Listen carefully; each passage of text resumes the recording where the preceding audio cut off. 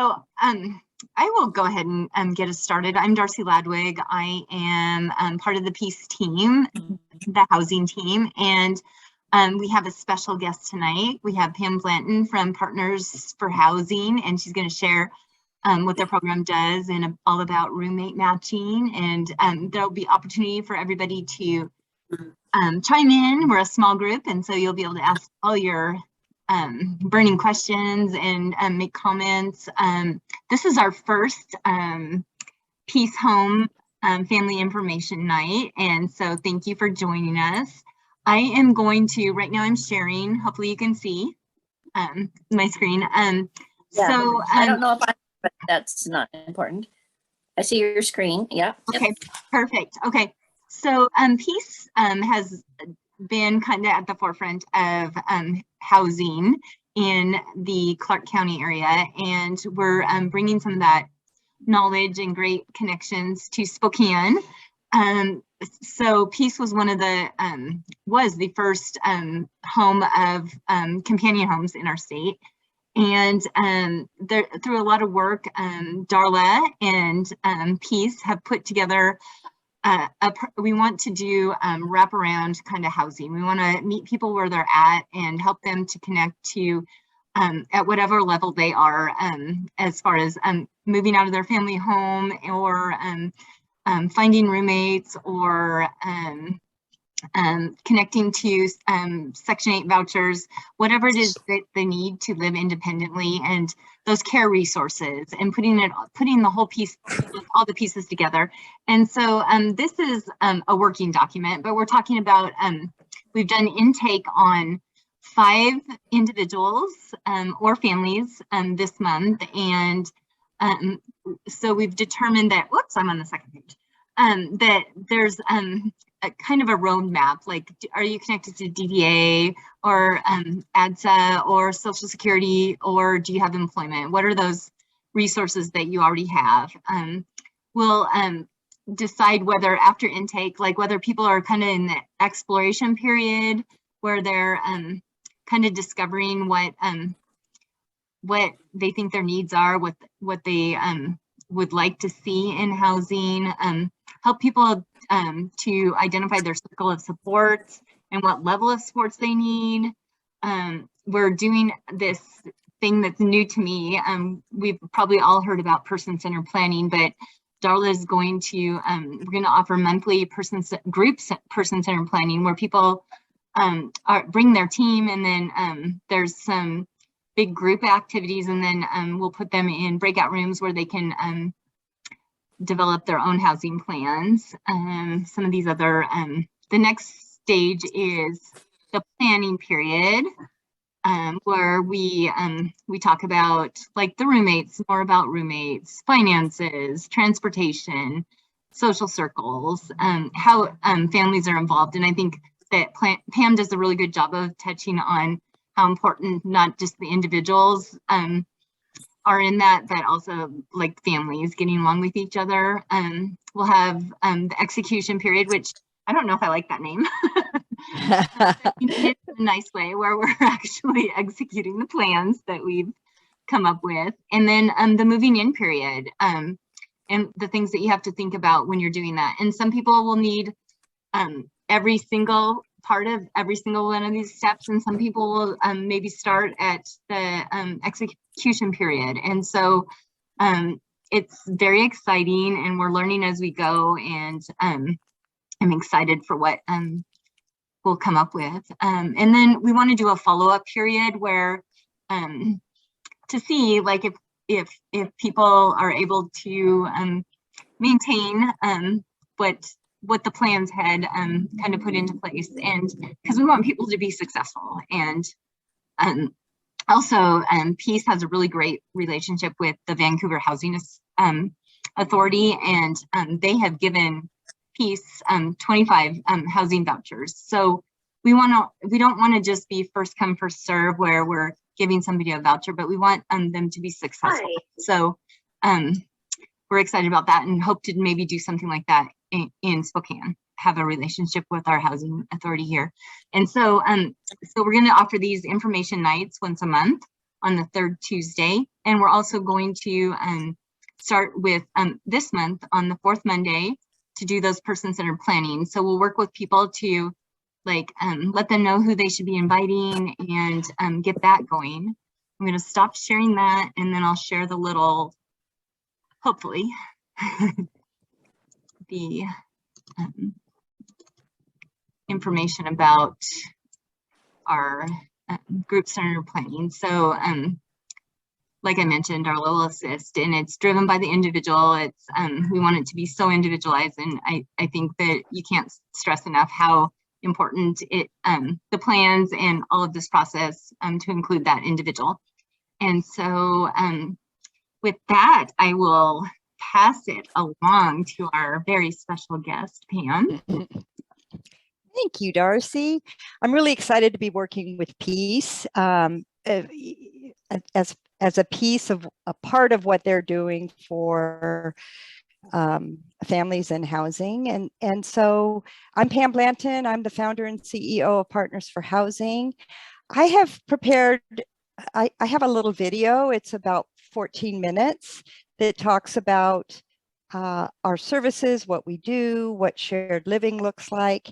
And then after that video, we just open it up to questions and see what questions any of you have. And it's nice to have a small group. We've been doing these with really large groups when you can only ask questions via the chat, but I like to hear people's voices, so it'll make it easy for that.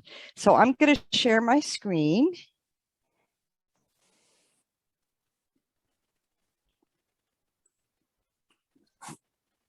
Can you all see that? Yeah. Mm-hmm. Okay. All right.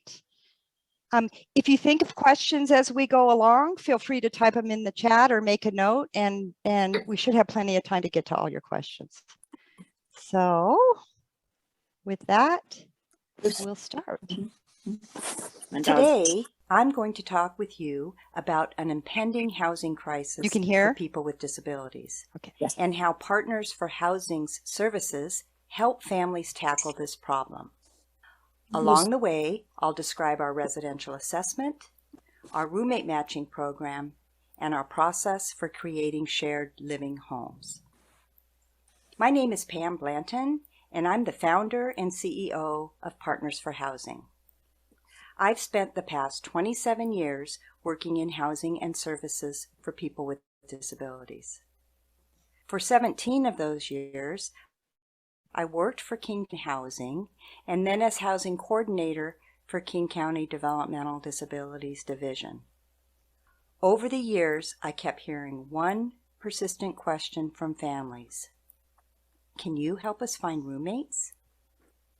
While I was housing coordinator, we helped 450 people with disabilities move into housing of their choice over a 5-year period. Since 2014, Partners for Housing has helped families start 36 shared living homes, serving 75 individuals in housing that meets their unique needs and their lifestyle preferences. We've learned a lot about what's possible. In the United States, the average age for a neurotypical adult to move away from their family home is 27. In contrast to this, most people with an intellectual and developmental disability live with their family most of their life, usually a parent. The sobering fact is that these parents are aging. This is why many families lie awake at night and wonder, where will my loved one live when they can no longer live with us? This concern is exactly what motivated me to start Partners for Housing. I knew many families who wanted to take the lead in creating a housing solution, but they didn't want their son or daughter to live alone because they were worried about loneliness and isolation. They wanted to find compatible roommates and like-minded families who could work with them to create a shared solution. For the last 8 years, we've been developing and refining a family-driven housing model called shared living. The benefits of shared living include choice and control, because families choose the roommates, the location, and the caregivers. Companionship, because feelings of loneliness and isolation are reduced with compatible roommates, and cost sharing with partnering families. Every shared living home is the product of the roommates, their families, and their dreams and expectations. No two homes look alike. I started Partners for Housing to empower families to create the custom housing solution they envision. The first step is to create a housing plan. Together, we'll work to answer 3 critical questions. What does my loved one need to live outside our family home? Who will they live with? And how do we afford it? Let's start with question number 1. To help families plan for the future, we've developed an online residential assessment that covers everything, including their loved one's daily schedule, their gifts and strengths, their support needs, and more. These questions help families think about the steps they can take now to prepare for the future. After the assessment is complete, we schedule a follow-up consultation to discuss the services, such as personal care hours, food assistance, and Section 8 housing subsidies that they may be eligible for. We provide guidance on accessing services they are not yet connected to and maximizing those that they are. Our residential assessment is a valuable planning tool to help families clarify their vision and determine what their son or daughter may need. Many families appreciate how the questions got them thinking about things they hadn't yet considered. Once the residential assessment is complete, families are ready to move on to that second critical question. To reduce feelings of isolation and loneliness and to keep costs down, many families desire homes with multiple roommates. But just like with neurotypical adults, finding compatible roommates can present a huge challenge. Partners for Housing has launched an online platform, a Match.com sort of site, for families seeking roommates for their family member. Here, families can search profiles for compatible roommates and future friends. They can search by location, age, gender, and care needs. Profiles give families an idea of a person's favorite activities, their personality, and their lifestyle preferences. North is a whiz at puzzles. Ellen enjoys theater and acting. Emily loves dogs and works at PetSmart. Drake is passionate about social justice. These young people are busy and active, and though they may not know it yet, someday they will want to live in their own place with their friends. Explore our new website for a demonstration of how our roommate matching pool works. It's important to take the time to find the right partners and to get to know them. While it's important for roommates to be compatible, sometimes it's even more important for the families to be compatible. And when you get it right, something magical happens. Michael and Jesse really wanted their independence. Their families completed our residential assessment and became members of our roommate matching pool. Then they met on our matching platform. Michael and Jesse decided they wanted to move into a 2-bedroom apartment near their families who would be close to help when they needed it. And that's all they needed from us. Once you found the right roommates, it's time to address the third critical question. As for all young people who move from their family home, sharing expenses makes life more affordable. Defined simply, shared living, live together to share housing and support services. Families work together to find roommates. They rent housing in neighborhoods of their choice, and they recruit caregivers to provide the support they need. The various incomes and services that people with disabilities may have access to can make working out a household budget particularly challenging.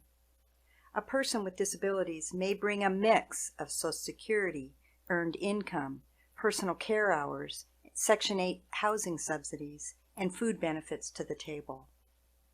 Our shared living development process encompasses all the steps necessary to set up a shared living home. It includes creating a household Saying hello. in an equitable Oh, what's way. going on?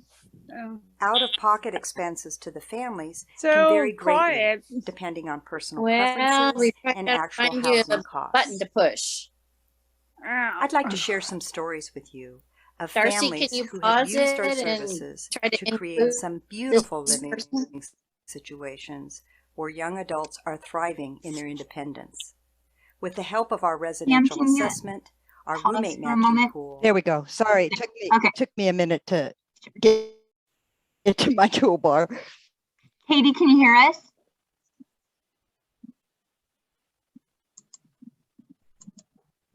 Okay, it's on mute. Okay. Could you hear us? Could you hear the presentation? Yeah, Okay. yeah, Okay. So we're good to go ahead? yeah. Okay, perfect. Thank you. Thank you. and our shared living development services, each family created not just a bricks and mortar solution, but a place that each individual calls home, where there is love, laughter, and continued growth. Chris needs support with every aspect of her life. Her mom, Teresa, feared that something would happen and there would be no one to care for Chris. She had a special friend since she was 3, and the families knew each other well. So when their daughters graduated from high school, they decided to collaborate on a shared housing solution. They engaged our services to help them develop a shared living home. Our services helped them develop household budgets and create a job description and compensation package for a living caregiver. We helped them with landlord negotiations and applying for and securing Section 8 funding. We provided them with a care plan template to help them create a notebook where they could document everything they wanted caregivers to know about their daughters.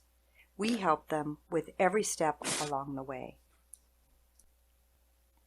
Serena and Ellie moved into their home early in 2019. Their families hired a living caregiver to provide them with the support they need. We had a meeting 2 weeks prior to their move-in day to finalize some paperwork. The caregiver and the ladies were giddy and excited to go out for pizza and bowling together, while the parents had dinner and finalized their commitment agreements. The parents were buzzing with excitement too. Their dream housing solution was 3 years in the making. They were witnessing the culmination of all their hard work and planning. Remember, it's really important for partnering families to share vision and values because they need to be able to work together toward the common goal of creating a shared living home. Margaret needs 24/7 support. She loves being with people and helping out whenever she can.